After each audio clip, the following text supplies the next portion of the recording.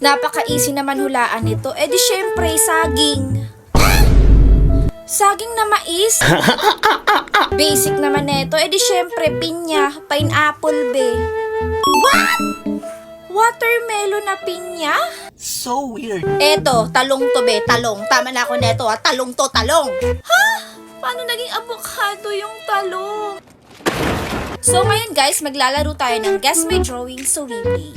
And guys, nagdo-drawing na si number 1, tapos sabi niya, M sa gitna. So sabi ko guys, McDonald's kasi halata naman eh. O diba ako yung unang tamang sagot? Dito nag-start na mag-draw si number 2, sabi yung clue, parts of the body. So sabi ko abs, pero mali.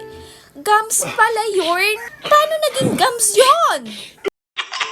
Tapos ako naman guys yung magdo-drawing. So pinili ko dito guys human. Dito nga guys nag-start na ako mag-drawing. Syempre napakaangas ng drawing ko. Ang ganda, diba? Tingnan mo naman yung buhok pe.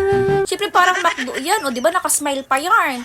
Tapos yan guys, dalawa lang ang nakakuha ng tamang score. Ano ba yan? Ang ganda-ganda ng drawing ko doon te. Paano masabi?